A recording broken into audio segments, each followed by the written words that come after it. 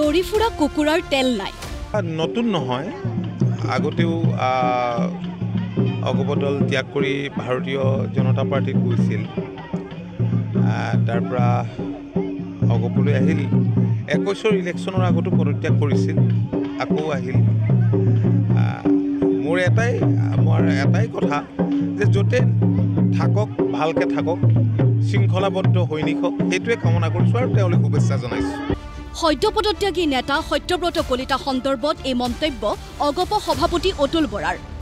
আজি সভাপতি অতুল বৰাৰ মন্তব্যৰ প্ৰত্যুত্তৰ দিলে কমলপুৰৰ প্ৰাক্তন বিধায়ক সত্যব্ৰত কলিতাই। সত্যব্ৰত কলিতাৰ প্ৰতিক্ৰিয়া, কিছুদিনৰ বাবে পশুপালন মন্ত্ৰী আছিল অতুল বৰা। তেওঁ গাহৰি আৰু কুকুৰা তেল কিমান জানিব। মই ধন্যবাদ দিছোঁ অতুল বৰা ডাঙৰীয়াক। তেওঁ যে কিছুদিন পশুপালন মন্ত্ৰী আছিলে, কুকুৰাৰ কিমান তেল থাকে আৰু গাহৰিৰ কিমান তেল থাকে অন্ততঃ সেই কথাটো তেওঁ যে জানে, সেইটোৰ কাৰণে তেওঁক ধন্যবাদ জনাইছোঁ।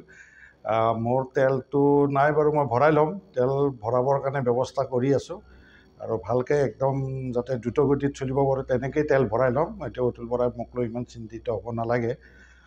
কথাটো হ'ল, তেওঁ যিবিলাক কথা এগৰাকী সভাপতি হিচাপে কৈছে সেইটো মই ভাবোঁ শোভা নাপায়, 1 নম্বৰ কথা। আৰু 2 নম্বৰ কথা, জাতীয় জীৱনক লৈ মই কিছু প্ৰশ্ন কৰিছিলোঁ যে অসম চুক্তি কোনখন অসম চুক্তিৰ ৰূপায়ণৰ মন্ত্ৰী, কাৰ সন্দৰ্ভত অসম গণ পৰিষদৰ ভূমিকা কি, কাৰ সপক্ষে বীৰেন বৈশ্যক ভোট দিবলৈ কিয় ক'লে, বজালীত আমাৰ মেজৰিটি থকাৰ পিছতো বিজেপিক কিয়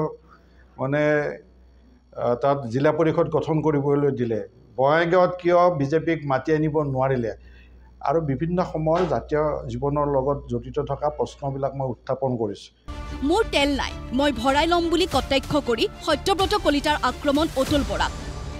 অগপত বহুত তেল নোহোৱা নেতা আছে, সেই অনুপাতে তেল ভৰোৱাৰ ব্যৱস্থা কৰক অতুল বৰাই, অন্যথা অগপত সভাপতিজনহে থাকিবগৈ। সত্যব্ৰত কলিতাৰ তেল আছেনে নাই, বেলেগৰ তেল আছেনে নাই, তেনেকুৱা তেল নোহোৱা মানুহ এতিয়া অগপত বহুত ওলাব।